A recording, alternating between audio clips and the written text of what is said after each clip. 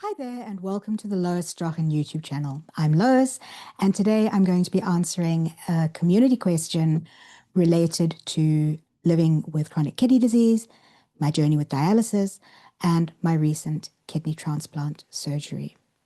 Before I do go into today's question, I just want to make two observations. First, I am not a medical practitioner, so please do not take this as medical advice.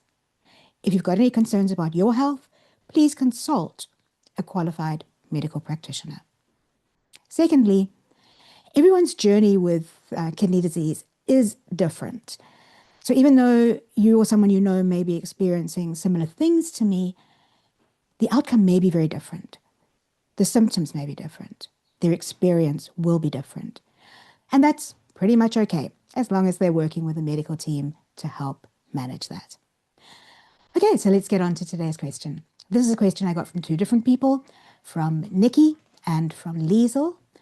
And the question relates to how the kidney transplant surgery impacted my control of my type 1 diabetes.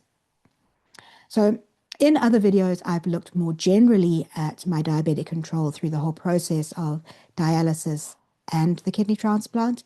But I'm going to be looking today at a very specific time, and that was short term, the first few days following the kidney transplant surgery.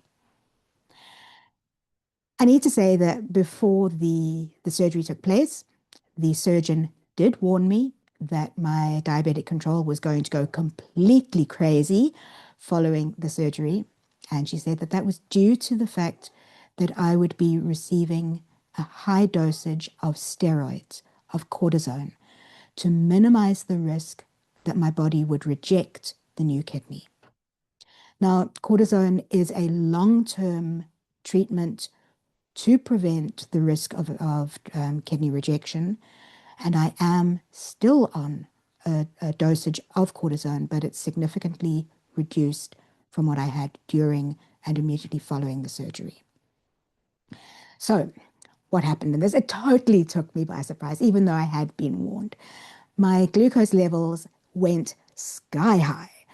And working together with the medical team, we had to adjust my insulin dosages to try and bring those glucose levels back down under control.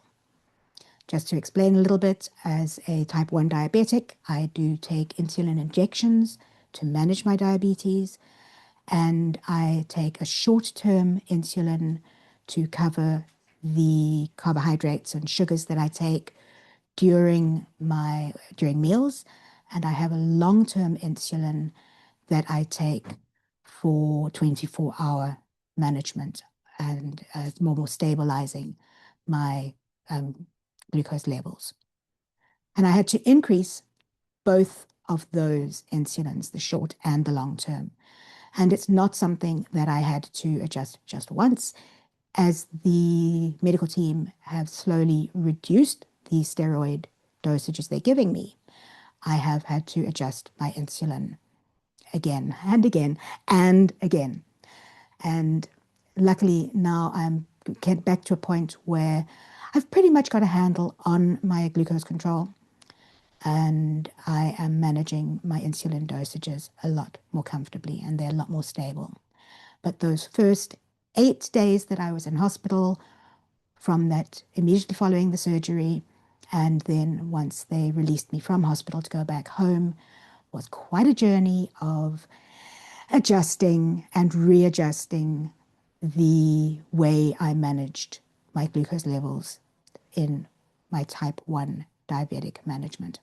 And just to note that as I'm not a type 2 diabetic, I have no knowledge of how someone with type 2 diabetes would experience the same thing that I did after the kidney transplant. If you want to find out more information about the kidney transplant and my management of that, and my diabetes and the dialysis and kidney disease, have a look at some of the other videos. So I hope that answers the question I received from Lizl and from Wendy. And if you've got any questions, if anything isn't clear, please just drop a question in the comments. Thanks so much for watching. I'll see you next time.